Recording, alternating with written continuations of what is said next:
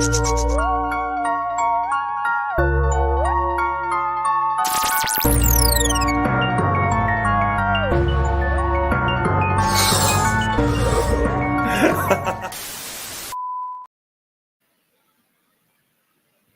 and salutations, my wonderful freaks. This is your Uncle Necro and jump scare. Anyway, tonight I am joined by Rasty Slasher and Delphine in discussing the 2020 movie PG Psycho Goreman.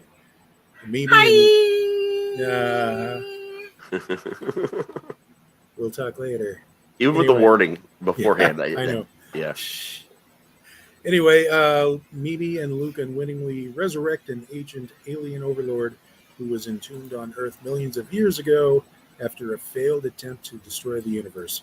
They nickname the evil creature Psycho Goreman, or PG for short, and use the magical amulet they discovered to force him to obey their childish whims. It isn't long before PG's reappearance draws the attention of intergalactic friends and foes from across the cosmos, and a rogues gallery of alien combatants converges in a small-town suburbia to battle for the fate of the galaxy. Wackiness ensues. It is such a fun movie, everybody. Oh my god. This movie is great. Let's talk about it. So yeah. I was just quick thing that you find out in the very beginning if you're a D&D player and you say he's from the planet Gygax. Yes, that was an homage to Gary Gygax. So I was wondering. Yes, it definitely was. So anyway, the first time I watched this was in 2021, was it?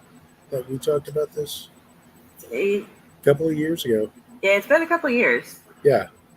But we both watched it, we both squeed about it, and we gave it really good talking about it in the Movies and Beer podcast.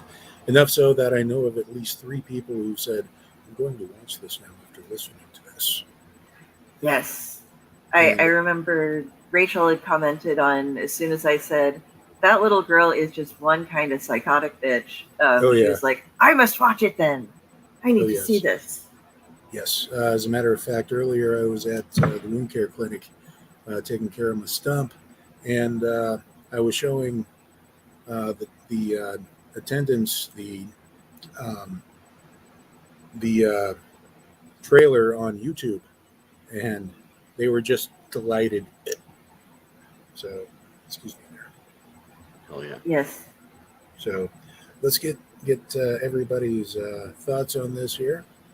Raz, I guess we'll start with you. So I discovered this movie because of a phone call one day. It's probably a couple weeks after the movie, hit, DVD or streaming, etc.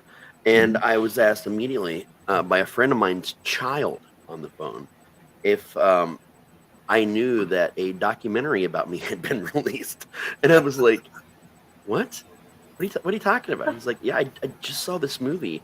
And he was only 14 when I got this. It was a Facebook call, by the way. Only 14 years old. He was like, I just saw this movie, Psycho Goreman, and it just reminded me of you.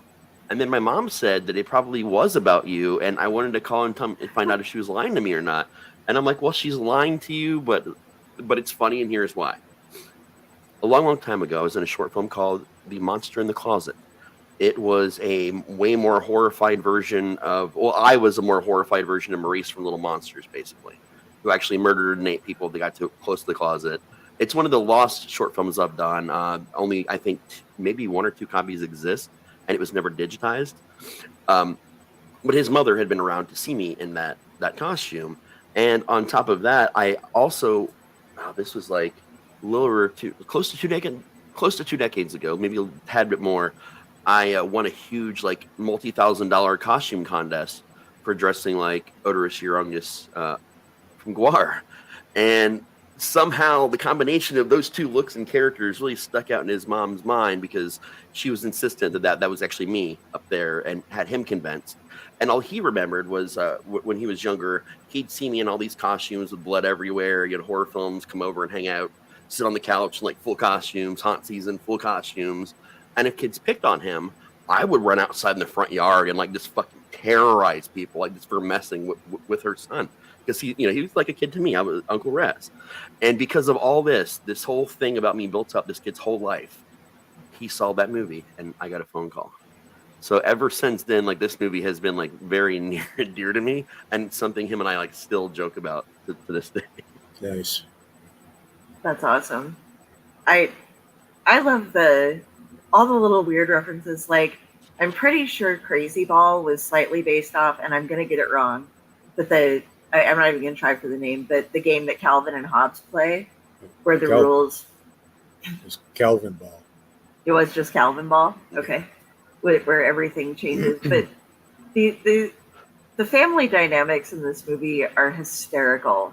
There's like the mother who's just sick and tired of everything, the dad who does nothing, like doesn't parent, doesn't try. He every now and then tries to help people with stuff, but he just makes things worse every time he does something. And then there's the youngest girl, Mimi. She's just crazy. She is just this little nutter, mean girl. And her brother Luke, who just kind of goes along with everything. And they, it starts off, but the way that they find Psycho Goreman, they're playing Crazy Ball. And it's, the rules are everything. And if you hit somebody on the butt, you get 5 points. And you go to 67 points. And if you balls collide on each other, then it's a switcheroo type of thing, and you get all the other team's points +1 if you're the first person to punch your opponent. And just all sorts of crazy stuff happens. And when they make up the rules or the bet for each time, the first one they do this time is winner gets to be the champion, loser gets buried alive. That's fair. Okay. So the kid loses, the little girl wins, of course, and she's just like, dig, and this kid has dug this pit in his backyard that, I mean, it's super late at night by this point, and they come across this little glowing gemstone, and she jumps down and claims it as her own and figures out basically like playing a little game of Simon or whatever without the prompts. And they go to bed, and they're all worried about monsters then. And the one other thing that James and I talked about that I found hysterical in this is that the kids have a code when they're communicating with each other through their rooms, and they're like tapping on the wall, and they tap back, and it's not just a simple code. They're like, do you think it's grandma? I told you, it's not grandma. She's in hell forever. So they have these really intricate things, and then the mom knows it, so she's like, go to bed, and knocks on them. But it's something that they come back to in the show, but towards the end of the movie, so their callback thing. But they have all these just really weird little kid things going on, and they're friends, but they end up with this Psycho Goreman just comes out, and he's determined that he's going to destroy the world. Unfortunately, Mimi has the gem that can control him. Yeah. And she is just such a brat that she will not let him do things. And I've just been talking a lot, so somebody else take over for me now. Well, James, hop in. Well, you've been doing a great job so far, but my impressions of this movie I kept thinking, okay, so when I was showing the trailer to the nurses, they both were like, this is kind of like the Mighty Morphin Power Rangers, isn't it? And I went, well, okay, there is that aspect in that the monster costume and the aliens also, you definitely get that vibe. But see, also, I got more of a Guyver vibe than I did Power Rangers, okay, I think. Okay. But I don't think many people know Guyver, so that's fair. Oh, I do. But you do, but I mean, I would imagine the nurses probably did. Right. But also at the beginning, it's you also got a strong like from the gate, as far as coming out, discovering the monster in the backyard, and then what else? What else was there? I was thinking and of course there was a little nod to to like Kelvin Ball in there and everything. It's just this movie is just delicious on so many levels. Like you got the snarkiness of the kids, which you kind of get. It's kind of a twisted Nickelodeon type live action show, like what was it? I didn't really grow up with Nickelodeon, but the ones that I did watch, like Are You Afraid of the Dark or something like that. Something of a twisted That's a show, favorite, like yeah. yeah. As far as that The kind of vibe, Midnight but Society. that girl, the actress who played that girl, has to be blowing up as an actress. If nobody's Oh. picked up on her, she is fantastic. Yeah, she is one of the best child actresses I have. We got some great ones from just Nickelodeon, though. Like in we really comedy. did. Melissa Joan Hart, Yeah. from Clarissa Explains It All. Alanis Morissette came from You Can't Do That on Television, and there's actually a huge list of like kids. Like people think it's Disney that all the kid stars came from, but no, man. Like Nickelodeon had some of the better ones in my opinion. Jenny's not with us tonight, but she is with us here. The different creatures reminded me of Power Rangers bad guys. Definitely if they were allowed to do what they actually wanted and end everyone. Yeah. Right. It was definitely bloody. Don't get me wrong. This is not a kid show. It was But gory. Yeah. oh yeah, you might say it was psycho gory. Yeah, there is a lot of blood and some they didn't make some of the things too scary. As like they have people. There's an instance towards the beginning where he's torturing somebody and making him stay alive, while in this just really warped fashion. His eyes are constantly rolling in his head and his flesh is melted. But it isn't. So it isn't like Freddy Krueger level gory, scary looking. It is kind of nasty looking though. If you can see in our picture we have there towards the side, there's kind of an eaten away face or whatever, and that's somebody else who shows up. Until if there was such thing as family friendly gore, like an introductory for like families to like watch gore together, this would probably be it. Probably until he's pushed over and his head smashes. Yeah. And it even still, that was like, my masterpiece. That was like Hellraiser level kind of, because after it's smashed, he kind of goes, "Thank you." Yeah. Yeah. And I don't know if it's just me, but he kind of gave me Toxie vibes a little bit too. Like a straight up Trauma Toxic Avenger kind of weird vibes in there, like the essence of him. But yeah, this movie, even like multiple watchers, I keep getting more and more stuff out of, which is a mark of a great movie altogether. Oh yeah. There is a boy at her school that she definitely has a crush on. She keeps going like she's always like making eyes at him, but he's pretty much oblivious to it because, just in middle school, at least at the very latest. But they kind of rope him in and show him, hey, look, we have this monster from space. He's our new pet. He's our pet. Right. Yeah. And you give him the magazine with Hunky Boys and the television, and he tries to school them on, the pain that is going to be awaiting them and their planet, but they keep interrupting him because they have a new toy, essentially. So what gets me is the fact that the music that they use, somebody clearly wrote that for the movie. Yeah. Especially for the montage. You gotta have good montage music, man. If anything, if nothing else, we learned from that from Matt and Trey from South Park. Like have good montage. Yes.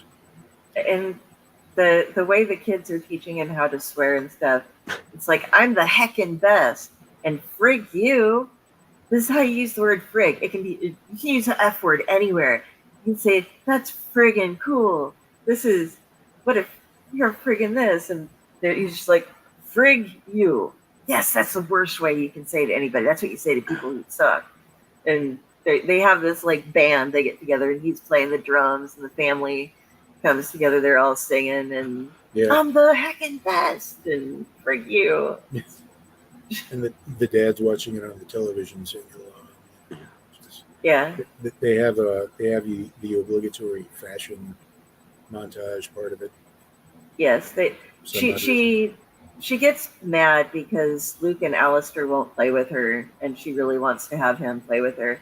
And so she brings the monster home. He'd been hiding out in the old shoe factory before that, and the parents all just freak out and be like, "No, this is Psycho Goreman, PG for short. He's my friend. He won't kill you. I'm going to kill you. You're so funny." And No, I'm but not funny. I will Before- kill Don't be you. worried. Be worried. before that though, before the parents come running out, he turns the kid into like a giant brain, like Yeah. with the eyeballs. Yeah, she wants him to play with her, and he's like, I once used my superpower or my mystical powers to turn the princess of something or other into love, make them fall in love with this person or something. Do it, and then for some reason it just turns him into a giant brain who flops around.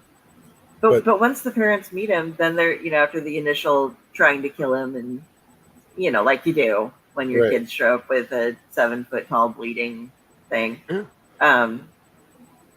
They're just like, all right, hang out, PG, and like driving him around town, and Yeah. nobody in town even flinches. Well, eventually some people do, but yeah, they take him and get him.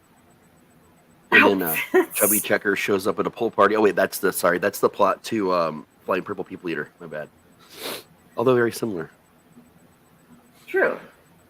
I remember that I've one. never seen that movie. Trust me, it'll make sense.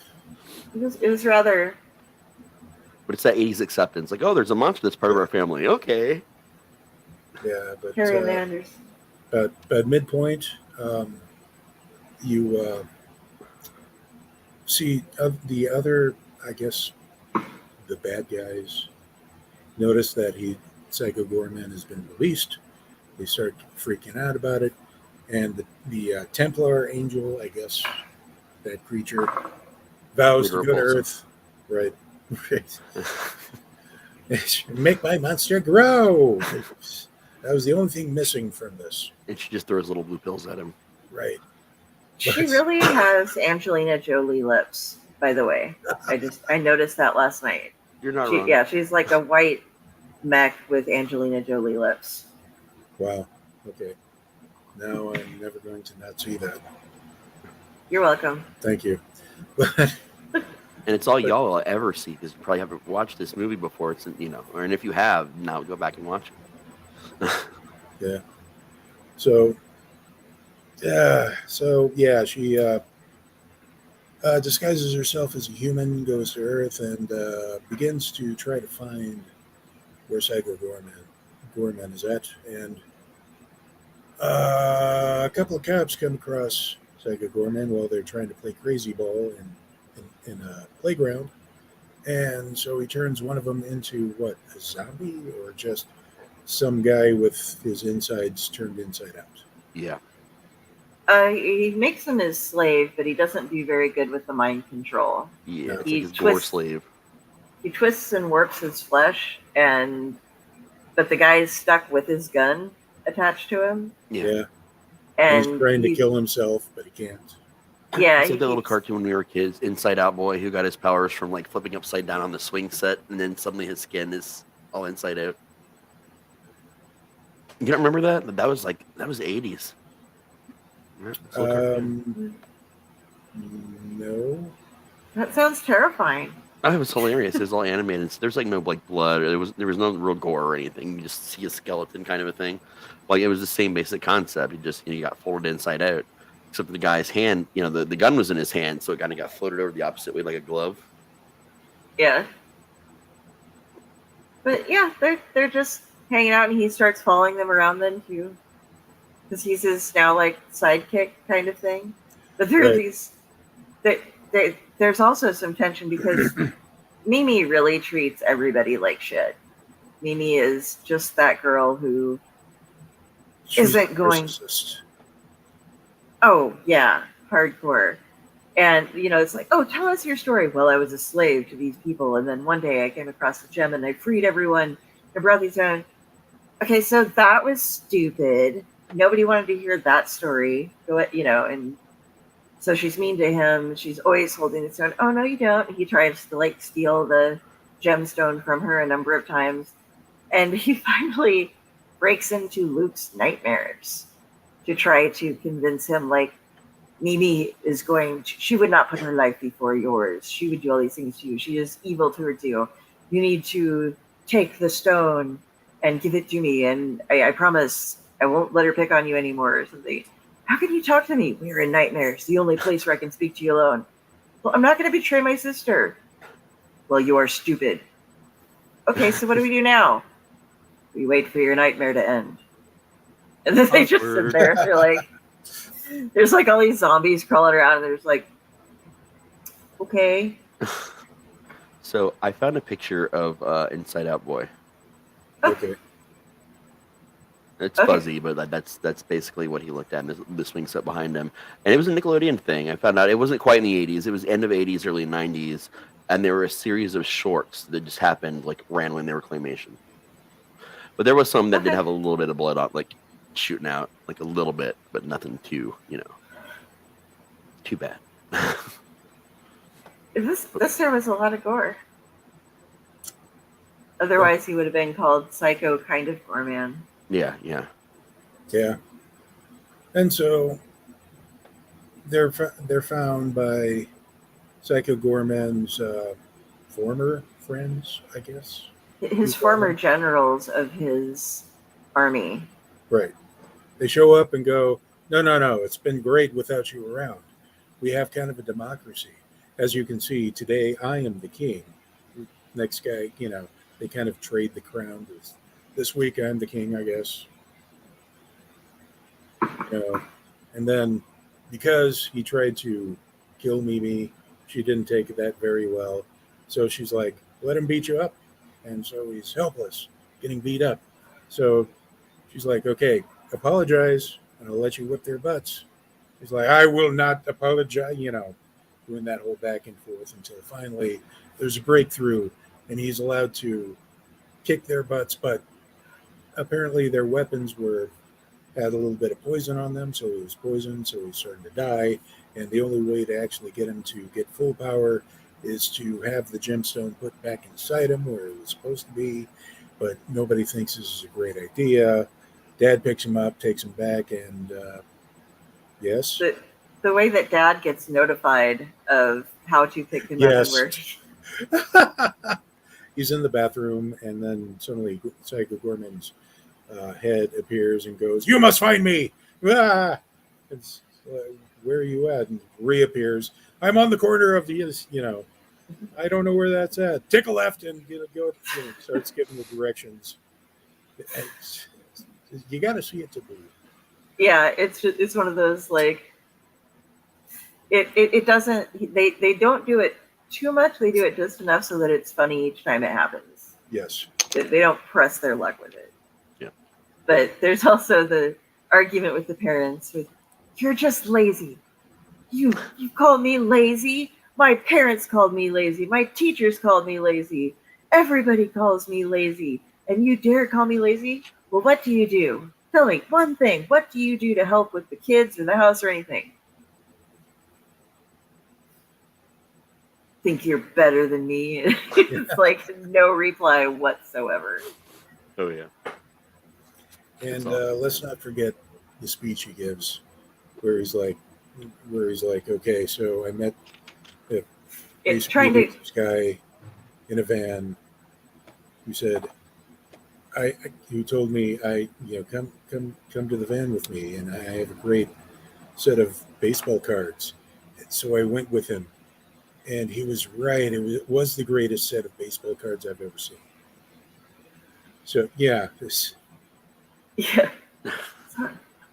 So you need to trust in your crazy man too. Right. It's the only parental thing he does throughout the entire movie.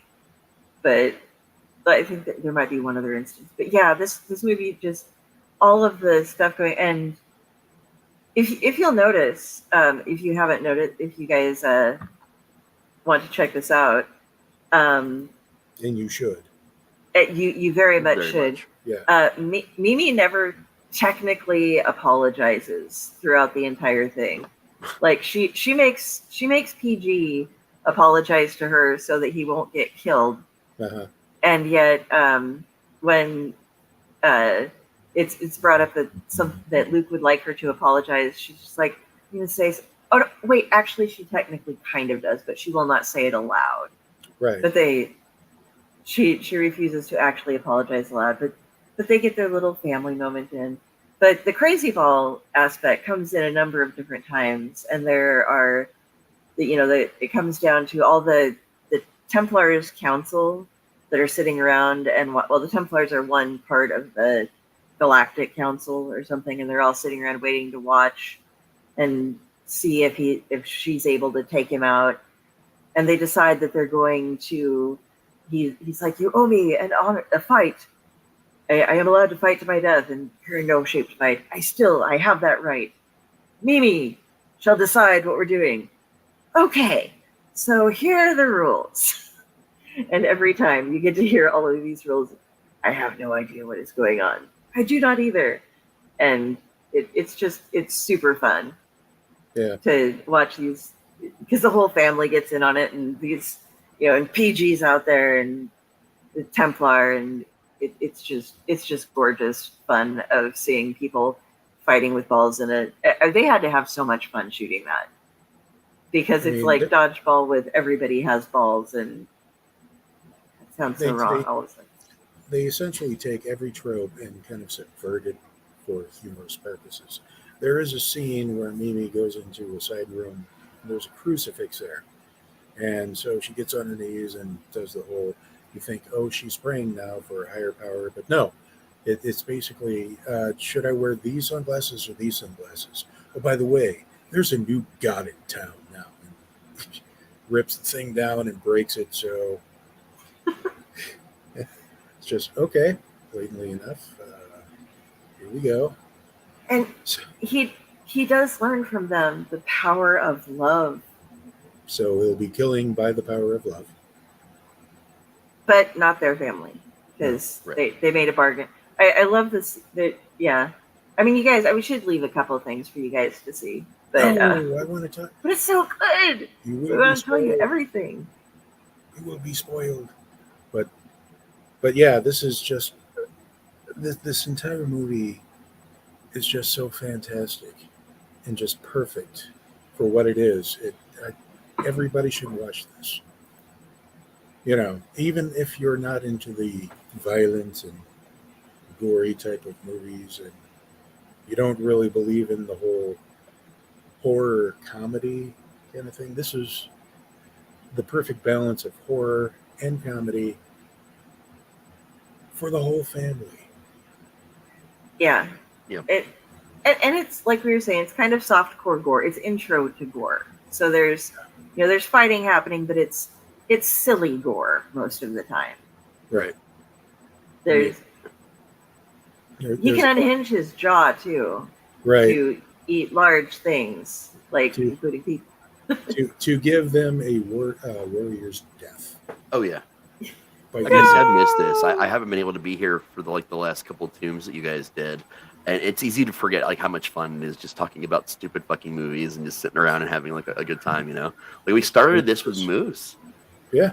It all started with Moose, and if no one's realized it yet, this is our last tomb of the summer season, and we're ending it with Psycho Goreman.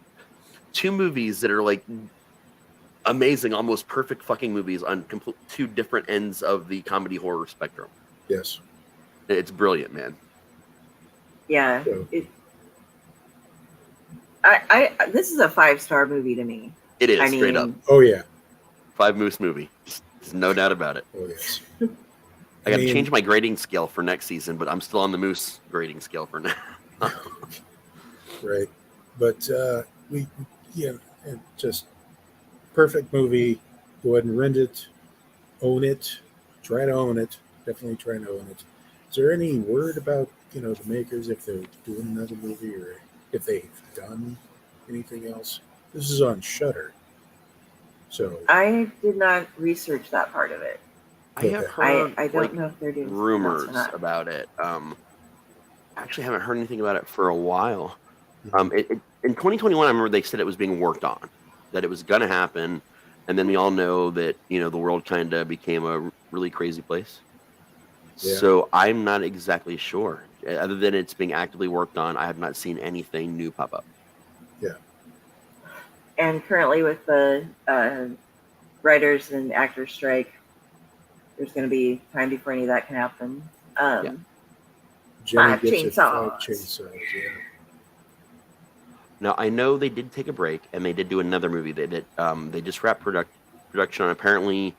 At the beginning of this month, they wrapped production on Frankie Frico, which is it's not a sequel, but it's just their next movie. But they do have Psycho Goreman 2 still in the background, still kind of ready to go for the most part. So they're still going to do it, but they're pushing this one now. And another thing that's worth pointing out is the strike doesn't affect everyone. A good chunk of indie cinema are non-union. A lot of us actors are all non-union. A good chunks of us, and you can make non-union movies and union movies if It just depends on who you include and what you include. Because if you include even one person on SAG at a picture whole production, there's a lot of different regulations you have to follow. So for a lot of indie budget movies like this, you're calling in favors. Honestly, you're calling in people that people that are decent actors, that have a good sense of humor, that are interested in the project, and typically that's what you're looking for. Favors and volunteers to start off with, like with a movie, especially with a movie like that, and you get away with a lot more to be able to do a lot more. So I wonder how much you love, Do you have up when this was released? Because I can't remember. 2020. Okay, so she's still a little girl then, the actress. Not like a little girl. She's probably in her teens still now, but yeah, because I don't think you could have the movie sequel without her in it. Yep. I mean, because she's try. Yeah, but she was just chef's kiss perfect in her role. Oh yeah. And oh my god, I just love her so much. The kid part of this, I got Monster Squad vibes from, like the way they all interacted and talked to people, and the way they talked to Frankenstein, and like the little girl would lead Frankenstein around and all that. Like it was just a filthier mouth version of the girl from Monster Squad. Frick you! I'm the heckin' best. Yeah. It's like an alternate version of Lily Madwhip. Yeah. Oh yeah. Gosh, we haven't done Lily Madwhip for a while. That makes me sad. Those are great stories, but. So. All right. Well. Yeah. I think we've kind of wrapped it up. We'd love to do a couple of surprises. Yeah. So a lot actually more than a couple. There's a lot. Yeah. We covered a lot of the stuff that was really cool, but there's a lot of other cool stuff because we don't want to ruin everything for you. Oh yeah. But I think we've had a good point to wrap everything up tonight. Make sure, instead of just rattling on about things, banter's always fun, but we should talk a little bit about what people can expect for next season. Just a little bit. Oh yeah. We are moving to a different same time, same Al channel, just a different Al day. So we will be moving it to a different day of the week. But so we've been talking about for months now about what days we would move things to. I'm not sure if we settled on it actually, because the initial conversation we had was Mondays or Thursdays. Okay.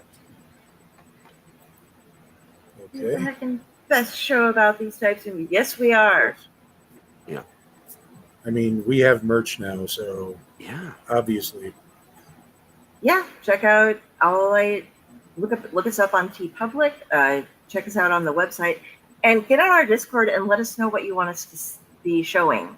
We will be starting as well. And I'm sorry we did not get this done in time, Uncle Necro, the wheel, but we didn't get all the movies listed out that we're going to do. But we will start. We're going to get a list from everybody of what we're going to do, and then we're going to make a wheel, and we will spin the wheel, and whatever movie it lands on, that'll be the movie that we will be doing for the next week. So get your suggestions in, what you would like to see. That'll definitely be a big change. Then we can be a little bit more interactive with you guys and with each other, because it's more fun to have little stuff to do. But I'm sure we'll know what day for sure it's going to be by this Sunday show, our big extravaganza, where we're revealing a lot of different things from the upcoming season. So make sure you check in there, and I'm sure we'll have posters up and everything online everywhere, so you know exactly what date. But yeah, we're really excited moving forward for the show, man. It's going to go back to the every other week format when we switch things over, like everything. But you'll see a lot of different things. Not too much night switching on things, just a little bit. It's haunt season. Have to adjust schedules. Yeah. But yeah. A Hope short you and sweet guys- one today. Yeah. Go out, get it, watch it, love it, own it, watch it over and over and over because you can and you won't get tired of it. Indeed. Never.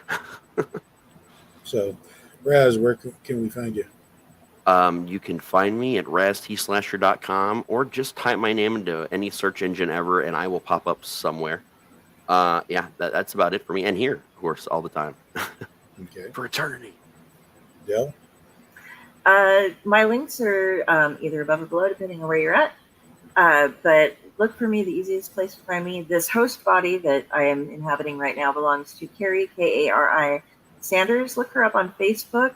If you see the crow, that'd be her. And all of her stuff links from there. All right. And you can also find Carrie over on The Dorkening doing different shows. So, All right. And I can be found on Facebook, Twitter, and Instagram right now. If something else pops up, I'll let you guys know. I have a couple of blogs floating around. And, of course, I am proud part of this Owlite collective here. So until next time, hopefully we'll see you guys Sunday so we can, the big extravaganza, as it will. I will be there myself just to find out what's going on with my show. And I remain your humble servant, Uncle Necro. I will see you guys later. bye. Bye, everybody.